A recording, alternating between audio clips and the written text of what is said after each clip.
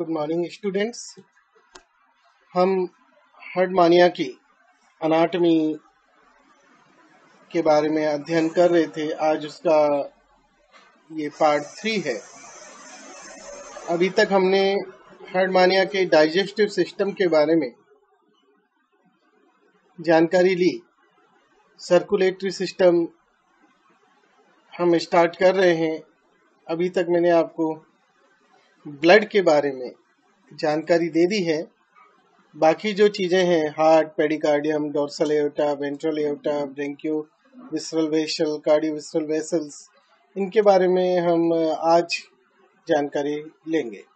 Heart and पेडिकार्डियम, सबसे पहले इसकी बात करते हैं। तो राइट गोनेड्स के नीचे एक ट्यूबुलर इलोंगेटेड पेरिकार्डियम होता है,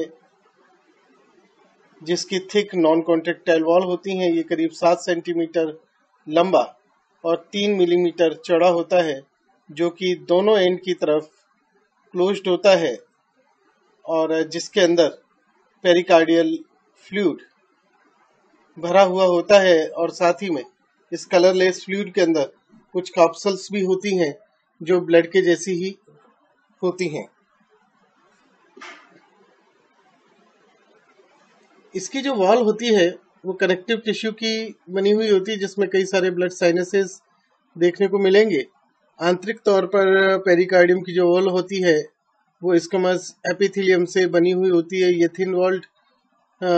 इसके अंदर की तरफ अगर आप देखेंगे तो अंदर की तरफ एक आपको thin walled tubular contractile heart दिखेगा, जिसमें स्ट्रेटेड मसल्स मौजूद होती हैं। जो हार्ट है वो अपनी पूरी लंबाई में एक पतले कनेक्टिव टिश्यू के फ्लैप के साथ में पेरिकार्डियम से जुड़ा हुआ होता है। हार्ट दोनों एंड पर ओपन होता है। हार्ट और पेरिकार्डियम के बीच में एक पियर शेप बॉडी होती है, जो कि माना जाता है कि ब्लड फ्लो को रेगुलेट करती है। नाउ हम आगे बात करें ब्लड वेसल की। तो वैसे तो एसिडियंस के अंदर, ज्यादातर एसिडियंस के अंदर ट्रू ब्लड वेसल्स नहीं होती, लेकिन हर्टमानिया में आपको वेसल्स देखने को मिलेंगी। हार्ट से वेंट्रल साइड की तरफ एक वेंट्रल एओर्टा होता है, जो फेरिंजियल वॉल में मौजूद रहता है बिलो इंटेस्टाइन। वेंट्रल एओर्टा से ही हार्ट के पास से एक वेंट्रल टेस्ट वेसल निकलती है, जो कि टेस्ट को ब्लड की सप्लाई करती है। वेंट्रल एओर्टा से ही पेयर्ड ट्रांसवर्स वेसल्स निकलती हैं, जो कि फेरिंजियल वॉल में स्टिग्मेटा जो है उसके प्रत्येक साइड से, रोज के बीच में जो प्रत्येक साइड है, वहां से ये आपको देखने को मिलेंगी ट्रेवल करते हुए। और वहां से ट्रेवल करके, ट्रांसवर्स करके अल्टीमेटली ये ज्वाइन करती हैं डोर्सल एओर्टा को, जो कि डोर्सल लेमिना के ऊपर की तरफ मौजूद होता है, डोर्सल वाल्व फेरेंस पे।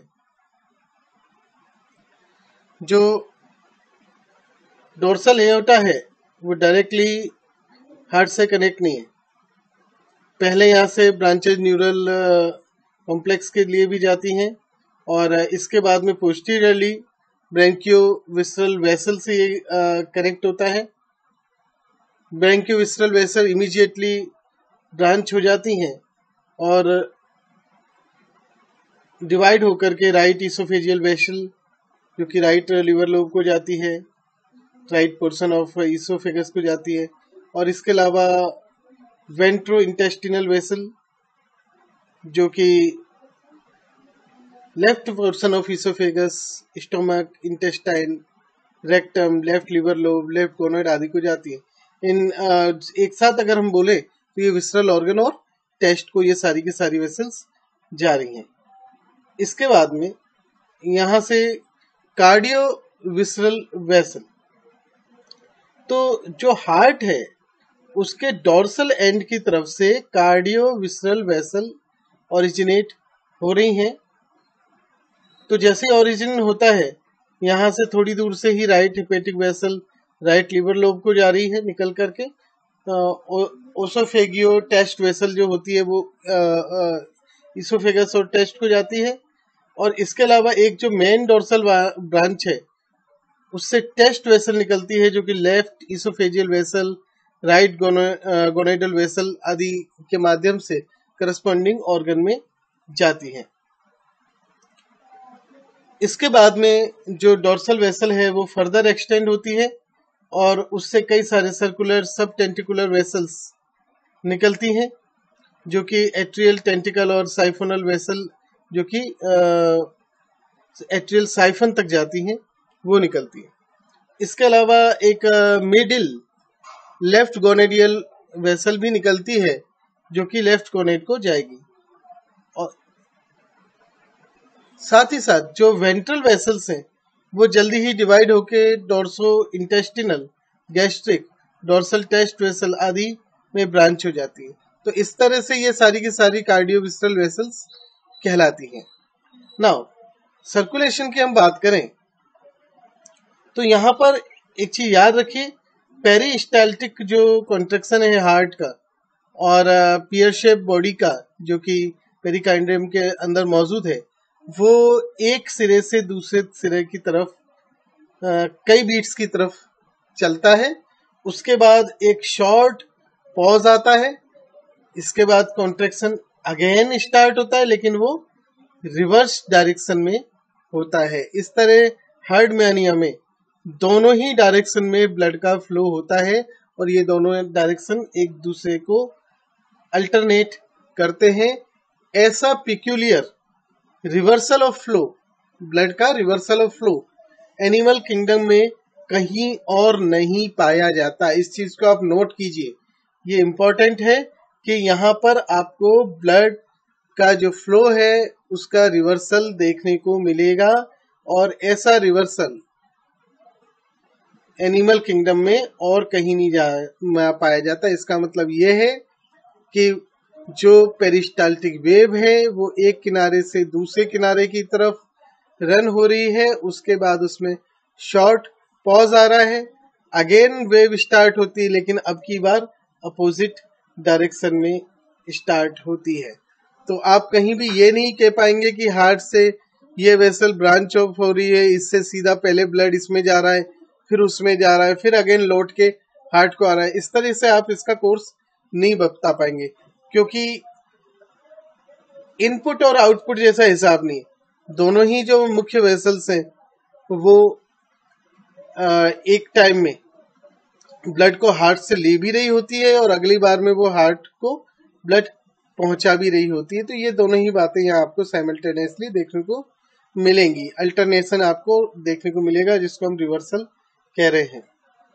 तो यहाँ पर जैसे ही हार्ट बीट होता है, अभी हम बात कर रहे हैं कि डोर्सो वेंट्रली, तो ऐसी स्थिति में यानी कि डोर्सो वेंट्रली अगर हार्ट की बीटिंग हो रही है तो ऐसी स्थिति में जो ब्लड है वो वेंट्रल एओर्टा में जाएगा। अगर वेंट्रोडोर्सली होगा तो ऐसी स्थिति में अपोजिट होगा, लेकिन अभी हम बात कर रहे हैं डोर्सो वेंट्रली की। तो ब्लड जो है वो वेंट्रल एओर्टा में जाएगा, वहां से टेस्ट वेसल के माध्यम से ये टेस्ट में जाएगा, साथ ही साथ ट्रांसवर्स ब्रेंकियल वेसल्स के माध्यम से ये फेरिंग्स में जाएगा। फेरिंग्स में ये जो ब्लड है जो कि ब्रेंचियल वेसल्स के या ट्रांसवर्स वेसल के माध्यम से पहुंचा है, ये वहां पर ऑक्सीजनेट हो रहा है। ऑक्सीजनेट होने के बाद में ये ब्लड कलेक्ट होता है डोर्सल एओर्टा के माध्यम से, जो कि पहुंचा दिया जाता है ब्रेंचियोविसरल वेसल्स में।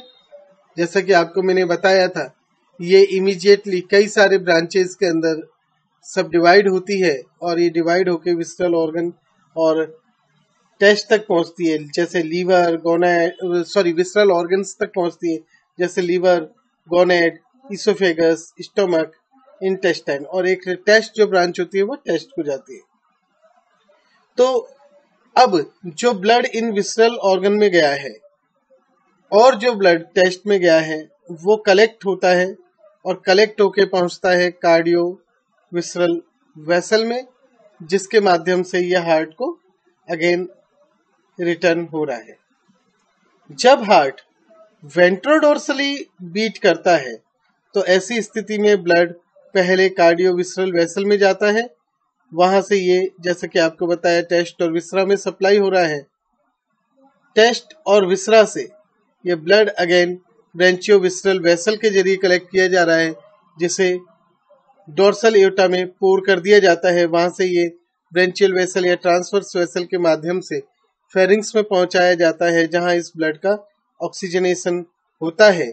इसके बाद साथ ही साथ जो टेस्ट से ब्लड है वो भी और ब्रेंचियल वेसल से जो ब्लड है वो भी दोनों ही वेंट्रल एओर्टा में पोर कर दिए जाते हैं, जहां से ये अगेन हार्ट में पहुंचा दिए जाते हैं। तो इस तरीके से ये साइकिल लगातार चलती रहती है। रिवर्सिबल हार्ट है, दोनों डायरेक्शन के अंदर ब्लड का फ्लो हो सकता है। डोर्सो वेंट्रली बीटिंग हो सकती है, वेंट्रोडोर्सली बीटिंग हो सकती है। और याद रखिए, ऐसा एनिमल किंगडम में एकमात्र इन्हीं में ही देखने को मिलता है, यहीं पर ही ऑब्जर्व होता है, अन्यथा यही नहीं है और कहीं आपको देखने को नहीं मिलेगा। तो इन शॉर्ट आप समझे तो हार्ट से जो ब्लड है वो विसरल ऑर्गन्स तक जा रहा है, वहां से फेरिंग्स में जा रहा है और फेरिंजियल जो नेट है वहां पर जा रहा है, जहां पे ऑक्सीजनेट हो रहा है और अगेन हार्ट में आ रहा है। तो यहाँ ब्लड का ऑक्सीजनेशन हो रहा है और ऑक्सीजनेटेड ब्लड जो है वो विसरल ऑर्गन तक पहुंच रहा है, या पहले विसरल ऑर्गन जा रहा है, फिर ऑक्सीजनेट हो रहा है, हार्ट में पहुंच रहा है, अगेन फिर विसरल ऑर्गन में जा रहा है। तो इस तरीके से ये साइकिल लगातार चलती रहेंगी। मैं आज का ये टॉपिक यहीं पे समाप्त करता हूँ। अगले टर्न पर हम हर्ड मानिया का जो डेवलपमेंट है और पर्टिकुलरली टेडपोल लार्वा के बारे में और मेटामॉर्फोसिस के बारे में हम जानकारी लेंगे। धन्यवाद।